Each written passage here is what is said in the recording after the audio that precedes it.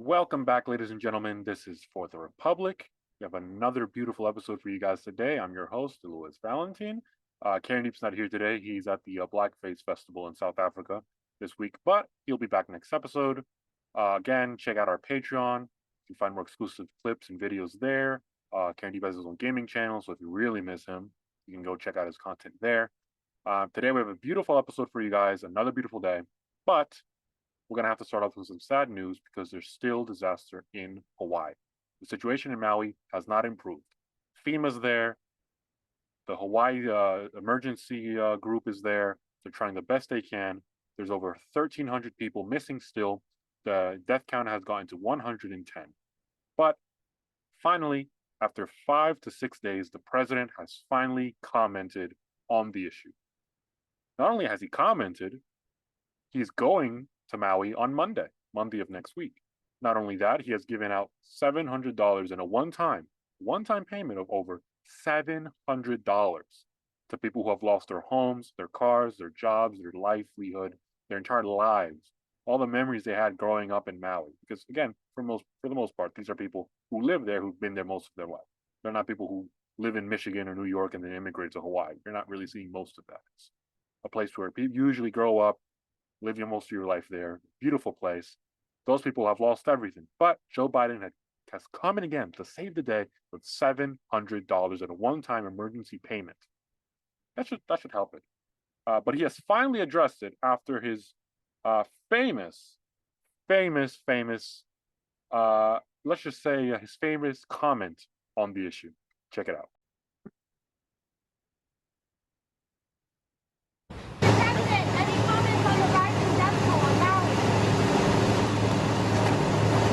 Talk about the Hawaii response, Mr. President? Nothing there.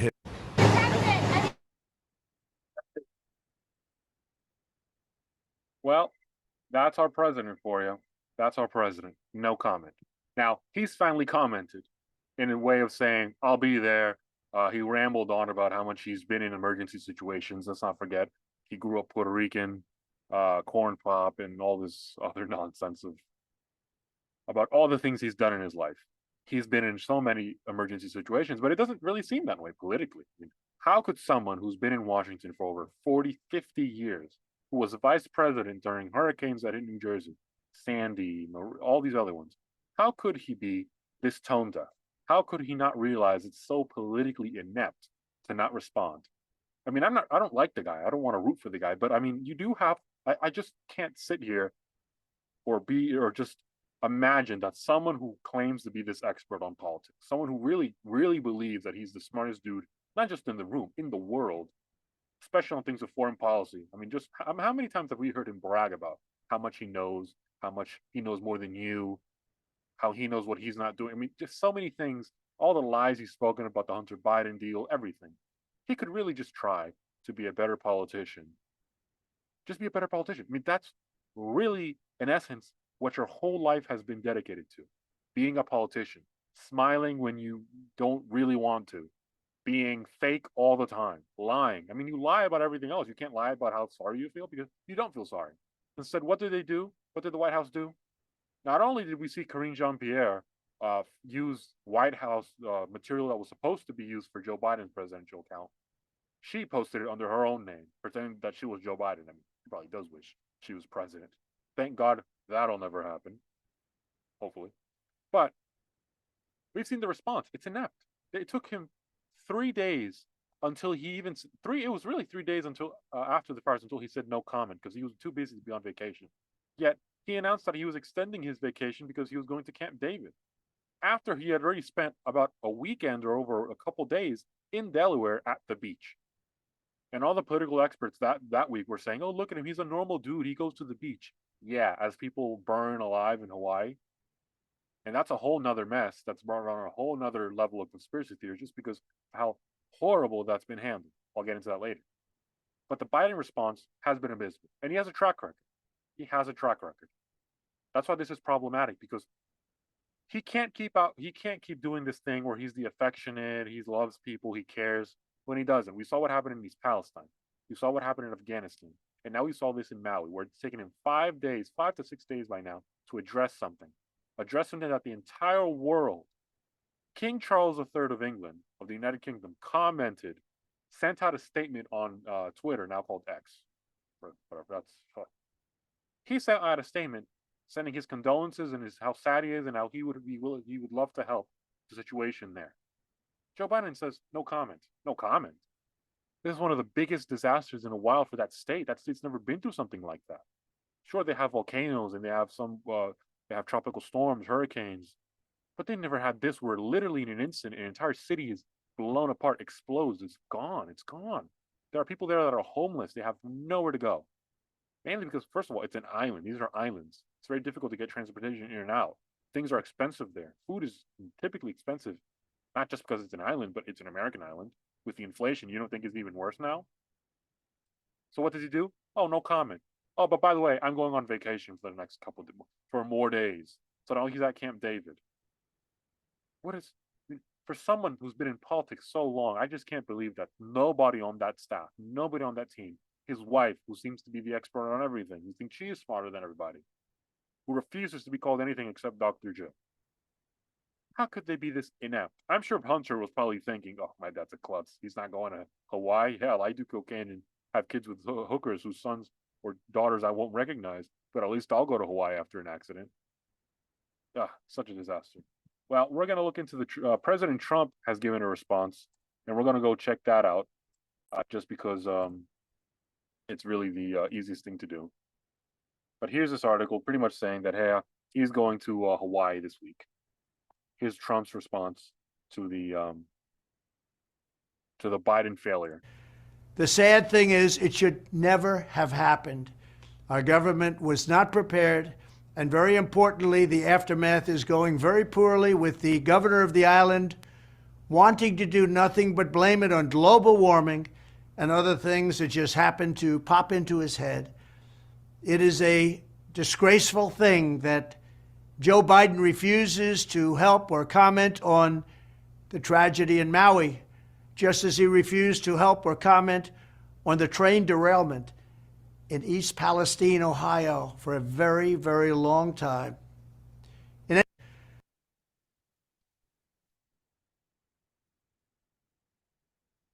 Yeah, and we've seen Trump make these responses before. I love Trump and everything, but his response to the hurricane in Puerto Rico, his response to certain things, they weren't the best. But he stood there and he took it and he commented on things. He tweeted out all the time, hey, there's a hurricane. Hey, there's this. Hey, you're in my prayers.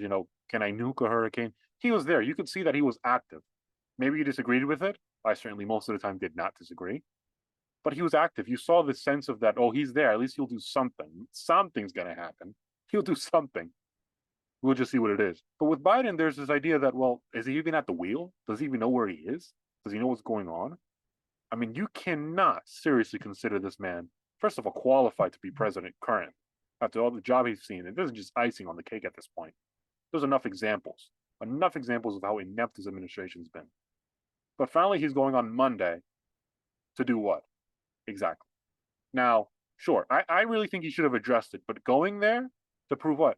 You can't make up for the fact that you left these people on the dry. CNN has done a surprisingly good job of effectively pretty much showing off that people there are pissed. They're angry, disappointed, they're lost. They don't feel like their governor is doing anything good because, again, like Trump said, and he is doing this, the governor is doing this. He's blaming climate change. He's saying, well, it's the climate change. You have to understand the climate's changing. There's global warming and that these things are natural and they're going to happen. And that's why we should be really talking about climate change, a political, ideological point. You're trying to drive your point because you want to win ideologically and politically, and you want to seem like I'm smart, I'm right. And people are dying. People are missing. Over 1,300 people are still reported as missing. Guess what? Those people are most likely dead. And what's going to happen in this democratic state is that the officials who are power-hungry psychopaths, sociopaths who only care about themselves, what they're going to do is that they're going to eliminate or hide the figures of people. And because most of the state is liberal, that's what's most likely going to happen. The same thing that happened in New York, the same thing that happened in everywhere else. They're going to hide the figures. But the people there are angry. Unfortunately, this won't lead to anything political because no one in Hawaii is voting for Donald Trump now that he said that. I mean, they're not going to like Biden. But if they have a new nominee, I'm sure they're going to vote for them blindly. Because people forget, politics is long term. Next week, we'll be talking about something else. like the Trump indictments. One came after another. We keep talking about the next one and then pushing the ball down the road. But with this Hawaii disaster, the fact that they gave out $700 of emergency aid and made it seem like it was a big deal. Like this reminds me of Nancy Pelosi back during the pandemic saying, but we gave them $600. That's $600. They should be grateful. The Marie Antoinette, the crusty Marie Antoinette of this country, the disgrace she was ever allowed to have any power in this country.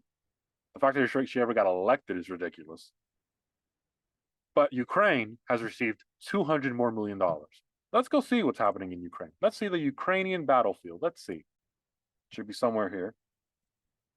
What exactly is going on in Ukraine? Oh.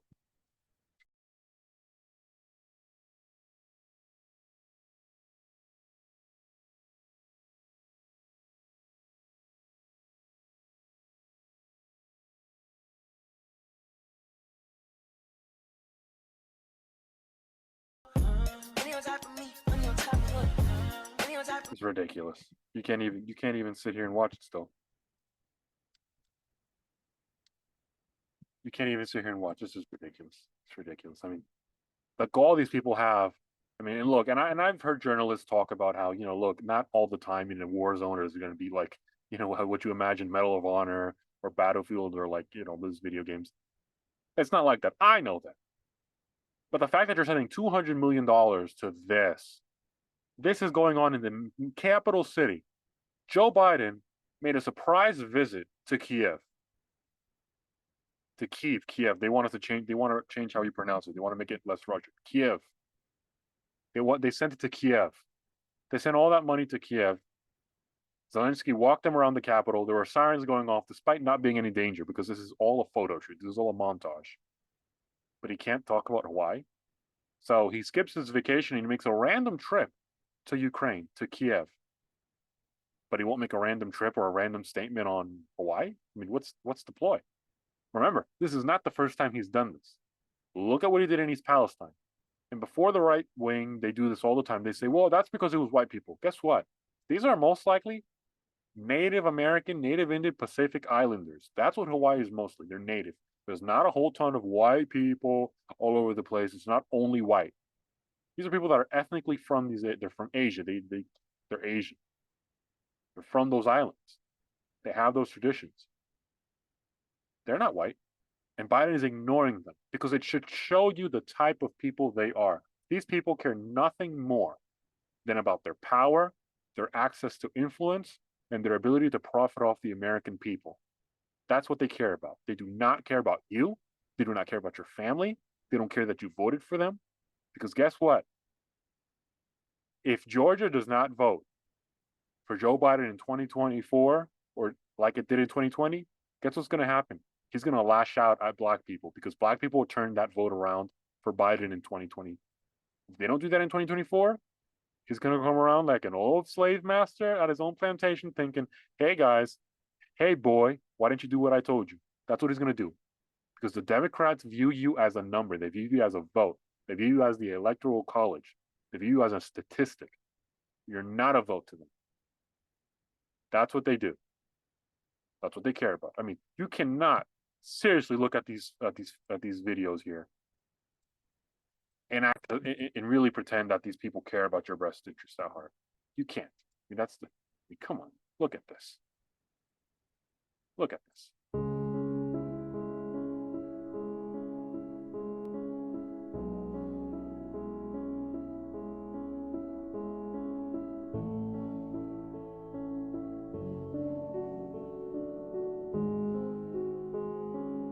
Joe Biden has ignored these people. Joe Biden does not care about these people. He only cares about his ability to get reelected. He only cares about sending money to Ukraine. He does not care about you. He does not care if you voted for him. He does not care if you're a liberal, if you're a progressive. He only cares about his ability to stay in power. That's what Democrats do. They're all the same. Obama, Clinton, the Bidens, Bernie Sanders, Warren, they're all the same people. They do not care. In this time of emergency, where have they been? Nowhere. Nowhere, as always.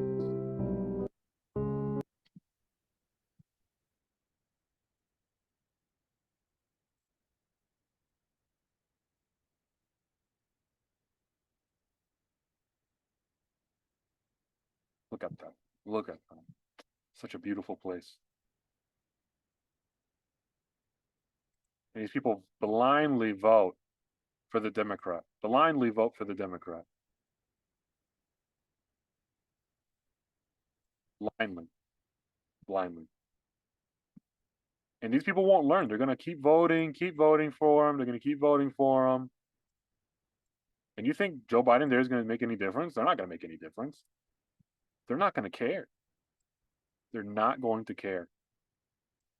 But we have to move on. And unfortunately, we have to move on without the people of Maui who are suffering at this point.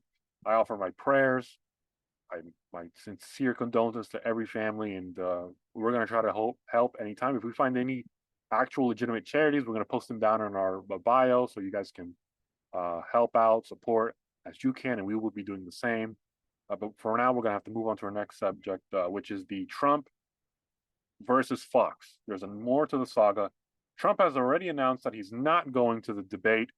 That's apparently this upcoming week. Instead, he's going to see if he can have an interview with Tucker Carlson. The New York Times reports they were the first ones to do this. But apparently the RNC has no idea. Fox News has no idea still. According to Megyn Kelly, when I heard her show about a week ago, they still had no idea if they were going. Trump has been pretty much going back and forth, not saying that if he'll go or not, just pretty much saying, I guess, when he's going to tell you that he's not going to go. Because I think everyone knows where he's leaning. But potentially, he's planning, hopefully, I think. And I think this would be a great idea for the both of them. I think they have mutual interests in destroying Fox. I think they both, I think Tucker, even though he might not admit it, probably in terms of foreign policy and maybe even economics, really aligns more with Trump than he does with anybody else. So I think this would be a great plan, and this would really be Trump as always. I mean, you try to push him down, you think you can do something without him, you think you could take something away from him that is really his, and then you find out actually people love him this whole time. People love him this whole time, and so we'll see. I think it's a smart move if he did this. Now, people have been, I guess, on the right, been kind of confused as to say, well, maybe Trump should go because it is a democratic process. But political parties don't care about democratic processes. The Republicans have done the same thing as Democrats have in the past. Do you really think in 1980 the Republicans wanted to nominate Ronald Reagan? They didn't. They wanted George H.W. Bush. They hated each other in 1980. In 1992, there was really barely any primary people. It was Pat Robertson. But he wasn't viewed as he was not the establishment guy. And in fact, Bush hated him. And the establishment pushed back and they fought against him. A lot of people ran it, but everyone knew the establishment pick was George H.W. Bush. Not because he was Reagan's guy, but because he was a made guy before that. You saw what happened in 1980, 1990, in 1988. George Bush was the nominee. This was no question. This notion that Democrats, and I'm a conservative, so I vote Republican. I'm not ashamed of that. If it was the inverse, I'd vote for the Democratic Party. It's not because I hate the word Democratic Party. They're just not conservative. They're liberals. I disagree. Same thing with the progressives. The progressives pretend as if they don't like Democrats, but they still vote in caucus with them. Bernie Sanders pretended to be independent, but caucuses with the Democrats. Why? Because he wants access to funds and money and notoriety. That's why. It's not because he's a selfless leader who only cares about the principles. No, he doesn't. But Republicans do the same. For every Trump, there's 20 Marco Rubios. For every Ron DeSantis, there's 1,500 Jeb Bushes. For every Byron Donalds, there's 20,000 Chris Christies. That's just how the party works. Same thing with the Democrats. For every RFK, there's 12,000 Bidens. That's just how it works. Political parties do this. So Donald Trump is effectively, since he got the nomination, or since he ran for office, he's been in a civil war with party leadership in the Republican Party and the RNC that does not like him and are trying to who really think now that because of all these indictments and because he's not the president, because he lost to Biden, who's turned out to be such a weak president, because of the charade that was the great lie, they think that he's at a weak spot, and now they're going to try to test it out. And because Fox News and the billionaire who owns it thinks that he can pretty much dictate who he can. Because, by the way, again, Republicans have done this before. You think there was really a race between Rick Romney, Rick Santorum, and all the other ones in 2012? Everyone knew it was Mitt's turn. He was the nominee from the beginning. Rick Perry was just for comedy. Ron Paul was there because he's the only one who had a spine, who didn't care about pushing back on what the party believed in at the time. McCain, you think Romney was going to beat McCain? Giuliani had a chance? No, it was McCain's party. It had always been. George Bush and McCain didn't like each other, probably because they wanted power over another. It's all political. It's all power struggles.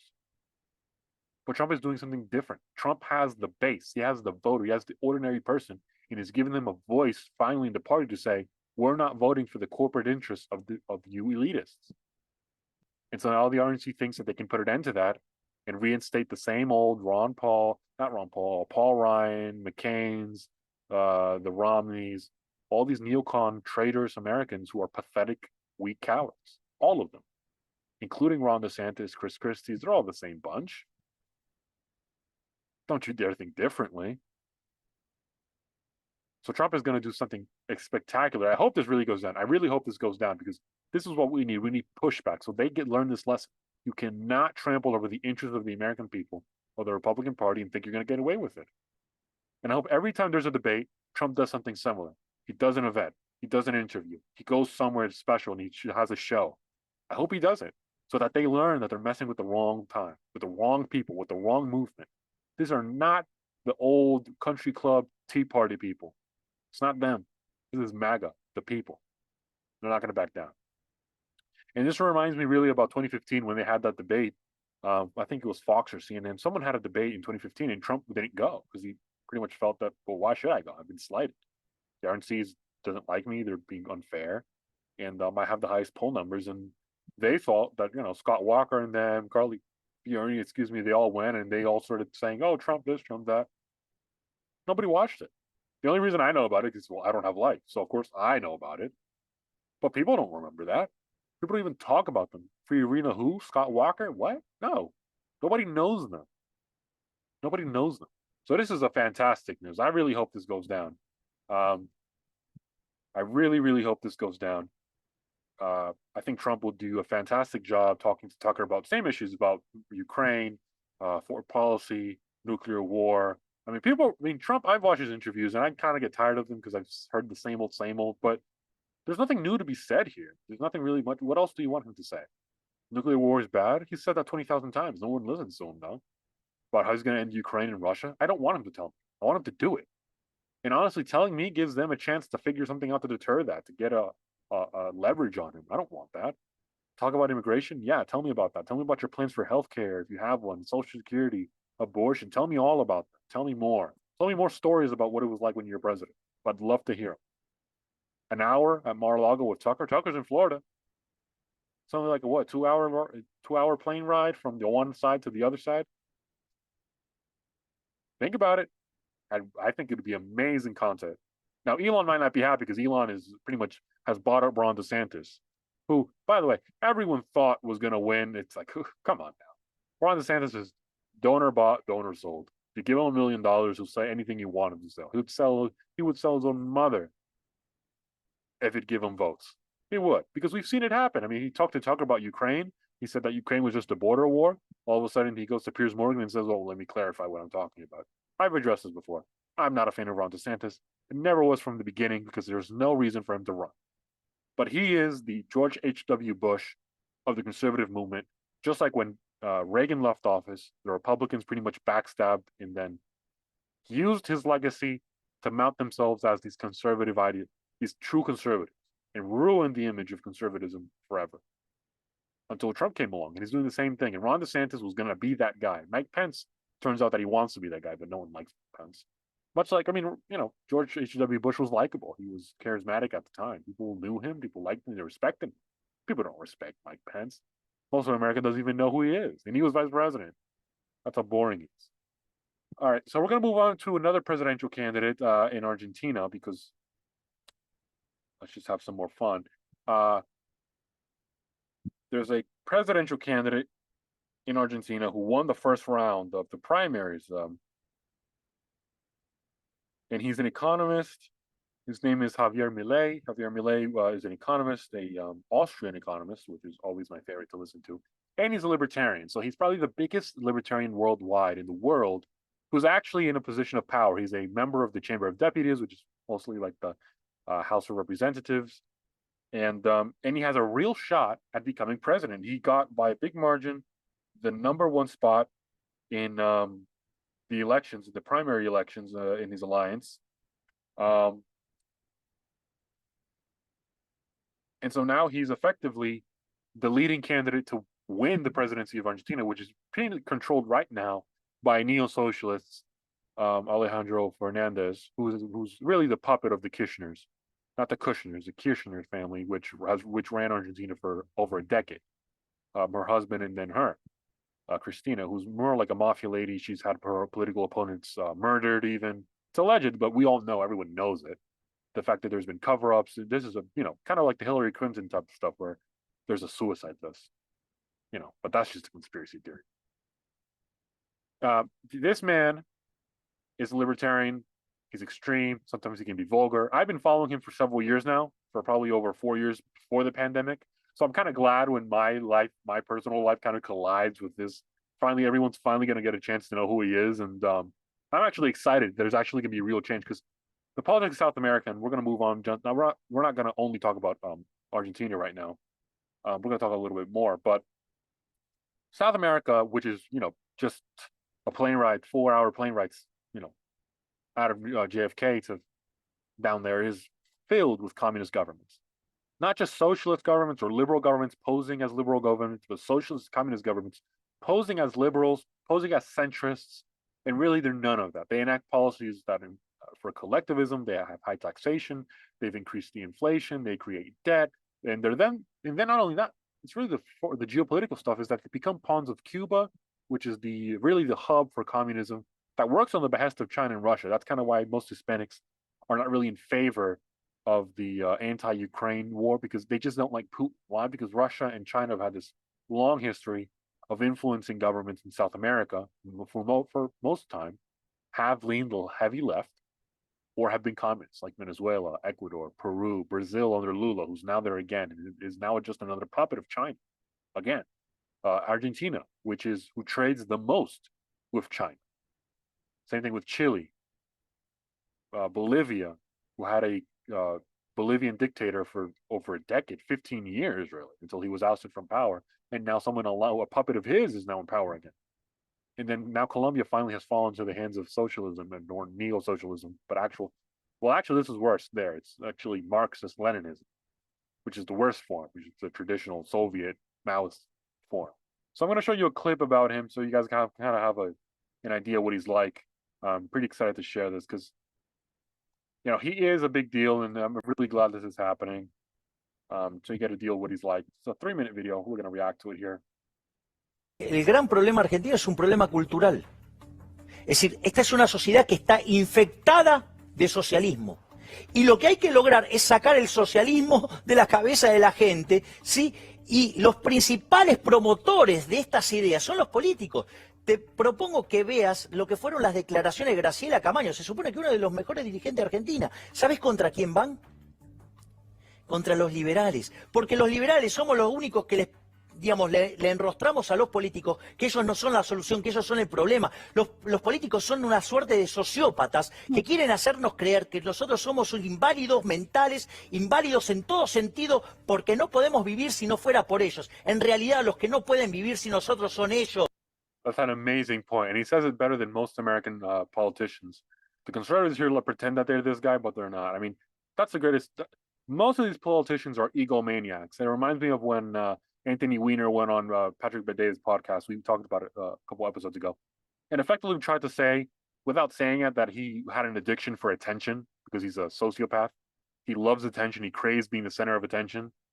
And being a politician, being a national politician, federally elected, gives you the opportunity, access to cameras that are shown to households all over the country. And so if you're a senator, if you're the president especially, or if you're the cabinet secretary or a congressman or something of a high position, you have the opportunity to show yourself to most of the country, like Fauci did. Nobody knew Fauci, but when they needed him, when he should have been doing his job, and that was never going to happen under any circumstance.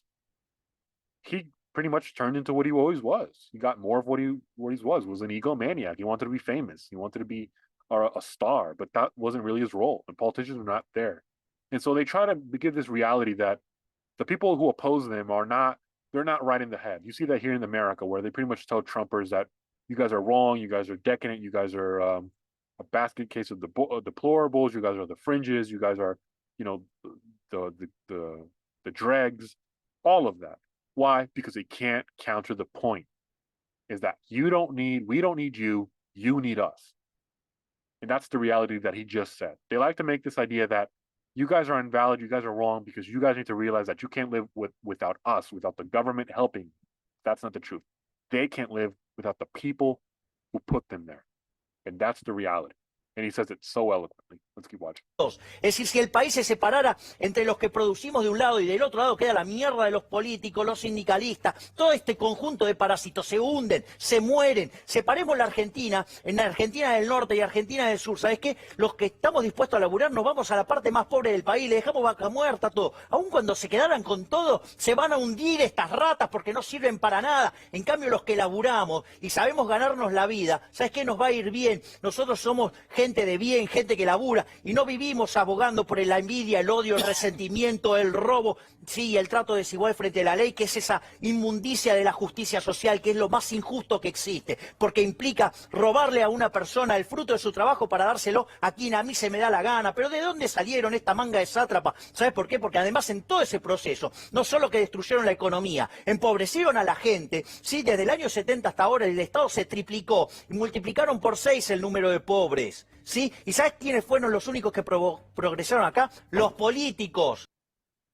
Great points again. And so he's an economist. He before this he was on TV all the time as an economist.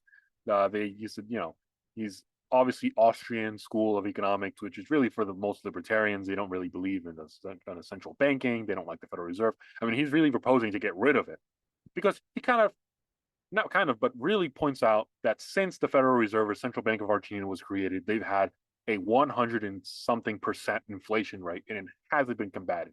Now, you'll probably find on YouTube other historical videos that say, well, it's really the colonialism that did this. Bullshit excuses. Other countries don't have this inflation rate, and guess what? They were colonies. It's really the spending in the governments. Argentina has a long track record of having left-leaning, liberal-leaning politicians and also military juntas that just don't know really how to run the country and really how to run an economy. And so, again, as always, he really makes these clear message to the people, effectively saying that the problem here is not you. It's the politicians who have brainwashed you into thinking that you need them more than they need you. But it's actually the inverse, or in fact, not even true at all. You don't need them. They need you. Because if you divide the country between South and North Argentina, as you heard, if the North is filled with politicians, the South will prosper. Because the North are filled with the same politicians who are worthless, who can't do anything, who don't know how to do anything. Just imagine if we divided this country and we gave Washington in the nicest areas to the politician and we said, no one else can live or work there. Everyone else in the middle class, in the lower classes will live outside of them. We'll have no contact. Those are their own city-states. They have their own governments. They do what they do. They wouldn't be able to survive because those people do not have skills. They don't contribute. They're not the same as us. They don't contribute in the ways that we do. We're carpenters. We're mechanics. We're doctors. We're nurses. We're linemen. We're electricians. We work the sewage. We work the power grid. We put up the fiber optic cables. We do that, not them. We're the waitresses, the waiters, the chefs, the cooks, the drivers, the Uber drivers, the people who work at the airplanes, the pilots, the military. That's us, not them. When we go to war, when they create wars, they send us and our children to go. And then at the end, despite everything, despite all the sacrifice we've made, who at the end prospered? Politicians. Let's keep listening. Entonces, ¿saben qué? Quieren, digamos, quedarse en este país, ¿saben qué? Tienen que identificar el enemigo son los políticos, hay que ir contra los políticos, ellos son nuestros enemigos, ellos son los que nos hunden en la pobreza, ellos son los únicos que progresaron con este verso de la justicia social y la redistribución del ingreso. La verdadera redistribución del ingreso fue desde los que laburamos a los parásitos de los políticos. A ver, digamos, ¿por qué nació el liberalismo? Para salir del yugo opresor de los monarcas. Digamos, esta casta que tenemos son como los monarcas y ni siquiera se autoheredan. No, it's such a beautiful thing. These people think they're monarchs, and they really do. And this is the Argentinian politicians, but this is a message for the whole world. That's why it's so important that we need someone in South America like this, not just like this, and all the other countries to follow. I get, and people like to say that he's the Trump. I don't know if he's exactly like Trump, but he has the personality and he has the aroma of it. That he was known before this. People knew him because he was explosive. He said what he thought. He said what he wanted, and he didn't apologize. He insulted people, kind of like Trump. Trump replies to your insults by insulting you. He comes out and he says it. The politicians here are crap. They're shit. They're assholes.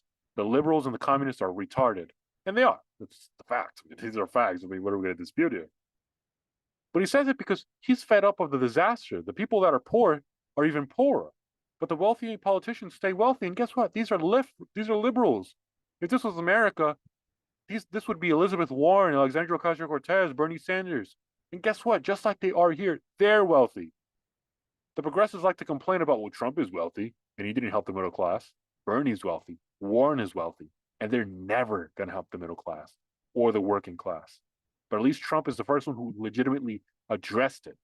These people do so because they want your vote and they want you to vote for them. That's what they want. They want you to follow them and vote because they think that they're idols. They think they're stars. But they're really sociopaths. And so they act like monarchs, but they don't have to inherit each other. What they do is that they pass along the power without letting the people who put them there decide for themselves, like the Democratic Party. Biden wasn't elected. He was selected. Hillary wasn't elected. She was selected. Trump is elected. He's going out there to earn it. For the first time, the Republican Party in over 30 years can say, we elected our nominee. We chose him. The people chose him. Son los mismos que estaban en el 2001.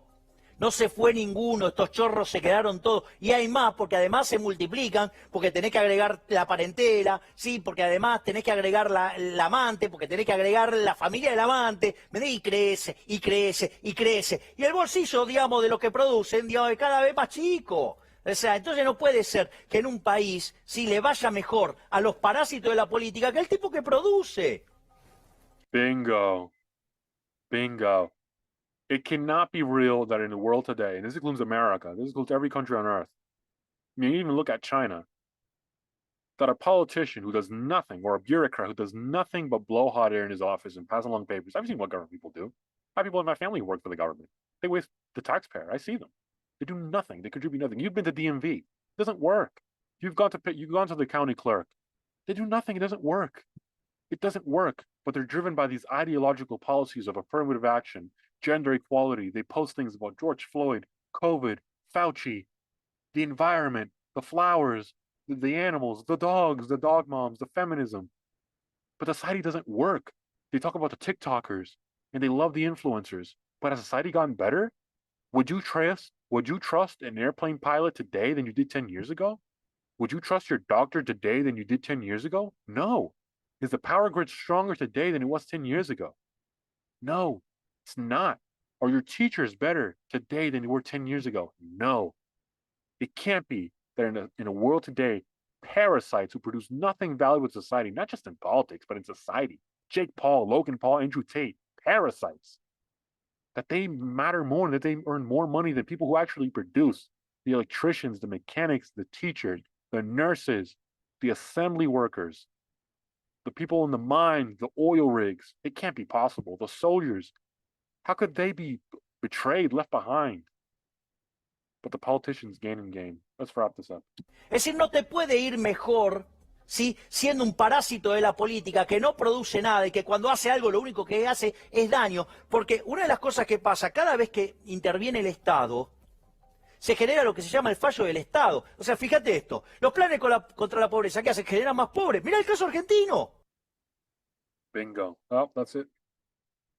That's really it. I mean, look at what happened. I mean, and he's really right about what happened there. The Argentinian government effectively. A ver, yo creo que el gran problema argentino... I mean, he outlines the history of Argentina's economy. I mean, for 100 years, over 100 years, they've had inflation of over 100 something percent. It hasn't gotten better. They print dollars. In Argentina, actually, if people didn't know this, you could literally live in Argentina and the state pays for you for your utility bills. But then remember, you're being heavily taxed. You will earn nothing because the state takes it all because you live a comfy life. And when the last president, Mauricio Macri, said that he was going to take away payments so that because we can't afford it, the people freaked out.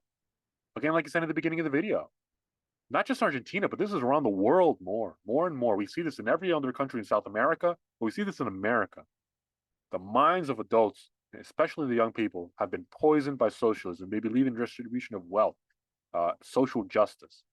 These pathetic ideologies that produce nothing of value to people, but give and empower politicians to do more destructive things. And like I said at the end, we say it all the time in America. Conservatives, the ordinary conservative says it all the time. But the politicians, except for Trump and a few others, who are afraid of talking and really betray God and what he wants us to do in calling out this heresy, this sinful activities, this greed, they want to point out these things. Every time the state does something, it fails. That's why they call it a failure of the state, failure of the system, because they don't improve anything. Whenever a politician acts, it's to harm. I mean, look at what happened in Hawaii. Biden has effectively tied the aid to Hawaii with $200 million for Ukraine. So if the House of the government doesn't pass that, Hawaii's not getting their money. Why? Because he's putting it to Ukraine, because it's for him. So whenever they do anything, they create harm. Because it's all political to them. They don't care. It's all about their power. It's all about their influence. It's about their access. And it's not just them. It's the families, like you said. Look at Hunter. Look at Jared Kushner. It's on both sides. It's on both sides. And so I hope South America does finally the right thing, gives us great news for the year, and elects this man for president. We lost Bolsonaro. We're going to lose Lasso in Ecuador. But hopefully we gain Milei. And so I want to end this episode first talking briefly about what happened in Ecuador. As you guys know, a week ago, the leading presidential candidate was assassinated, VRL. He was a journalist formerly who investigated the crimes that were committed by Rafael Correa, the former president of Ecuador. Not just crimes, not just violent crimes, not that he personally committed, but really his actors, his posse, his people did. And also the silencing, the money laundering, the money funneling from him to people in Venezuela, and how he was really tied to Cuba and China and the rest of them. And so he was assassinated, unfortunately. What we're now seeing is that this was most likely an organized attack on him because they arrested 6 Colombian nationals. 6 Colombian nationals were arrested. And now I'm going to give a little detail about what this is, the background of what all this is about, because I think people in America, especially conservatives, but really liberals, have no idea. They talk about how much they love traveling the world and how much they love, oh my God, it's really nice, and we help helping the poor people, but they have no idea what the world, and they claim they're educated, but they don't know. They blame most of the world problem on America because it's easy to do that. It's also lazy and intellectually incompetent for them because they're ideologically retarded. That's why. And so Colombia has a communist government now. It has. Petro is a communist. He's a Marxist-Leninist who for decades, in fact, not only when he was a young man, served in a Marxist guerrilla, which was responsible for the complete assassination and bombing of the Palace of Justice and the Supreme Court. They effectively kept them hostage and then murdered, and cold and bloodily murdered them. Murdered most of the Supreme Court of Colombia in the 90s. And he was a part of that group and unapologetically was a part of them. And he's pretty much said it as if, oh, that was something I did. We did things as kids. And we did, but not that. Not join a Marxist guerrilla and assassinate people, kidnap, rape women, traffic weapons and drugs. That's what this man did, and he's now president. And so the big situation there is that they're saying that this was connected to a gang, that a gang had come out there and had threatened him. But I don't want you guys to believe that. Do not, because that's not true. That's not how things in South America works. It's pretty easy. every socialist government in South America works for the same boss, the Castros. The Castros in South America have one leader who reports to them. It's Venezuela. Hugo Chavez took that job very passionately. And he funneled money from Argentina, from Brazil, from Ecuador at the time, Argentina at the time, Peru at the time, Bolivia, Ecuador, a lot of these countries, and he sent it to Cuba, all the resources to Venezuela and to Cuba, and also effectively surrendered their economies to China. They did all that. So that's who they work for. So whenever you hear these stories of mercenaries, hitmen, Ecuadorian gang, no. These were not just hitmen. These were mercenaries that worked for the communist guerrillas in Colombia. You will see the truth finally. That will come out. It can't be that this man gets assassinated and then Rafael Correa, whose puppet is running for the presidency now, and is not going to win because there's no one else who's going to get those votes. Because these South American countries have a problem is that when conservatives run, they typically nominate the most uncharismatic man. They elect some old dude who's unattractive, who's uncharismatic, but he's an establishment figure. So they vote for him. And he's going to get some votes, but he's going to lose probably 46 to 44. Probably. Or 52 to 48. Or 51 to 49. So they'll lose closely, but they're still going to lose. And it doesn't really matter because once people get into power, they do what they want. They do what they want. And so it can't be that the former president says, oh, that's what he gets because he was, who pretty much says, oh, yeah, well, he was a nuisance. He was digging into people's lives and maybe that's what people get. Isn't that interesting? There's no remorse there. No remorse? And then we see that these were Colombian hitmen, mercenaries, when we know all the Colombian mercenaries are now all former Marxist guerrillas, or let's just say former Marxist guerrillas. There's more to this story. And I will suggest people who hold up before they say that this was just the gang that was angry at him. No, sir. No, man. This was them. This was the Colombian guerrillas working for the Cubans and for the Venezuelans, protecting what they have. They do not want Ecuador to go back to continue with the conservatives. They thought they had the last election. They created the protest and they incited the social conditions. People think America always does this in other countries, but they don't. This started really with the Soviets. The Soviets were the first people to do this. They did this in Poland. They did this in Greece in the 40s and 50s. Remember that. They've always done this. They've always gone to other countries and sent their missionaries. Remember, that's how the Soviets began. Lenin wasn't in Russia. He was sent by the Imperial German government. They're experts on government interference. They're experts in the regime change. But they've been able to play it out in the media and in the institutions of saying that it's always America. Don't buy that lie. They do it first and they do it better because they do it so well you don't even notice it. It can't be out of nowhere that all these social protests in right-wing countries happen. I never see a protest in a left-wing country that gets out of control. I wonder why. So don't believe exactly what you're being told. Wait, and you'll see. You'll see this was them, as always. The international communist cabal in South America works in mysterious ways. But at the end of the day, you'll realize it's always them. All right, that's it for today, guys. Check out our Patreon for more exclusive content. It's patreon.com/4 for the Republic. We're on there. It's only $5 a month. $5 a month. 5. All right, tell your friends, tell your neighbors. I hope you're really going to enjoy it. We have some funnier content out there. I've posted teasers. We've posted teasers about, full episodes from our Patreon. You can get more funny content that talks about politics and society, things of that large, a lot of things like that. All right. Like, subscribe, hit the notification button so you can stay tuned for more great content that we have for you guys for the future. Hope you guys enjoyed watching this episode.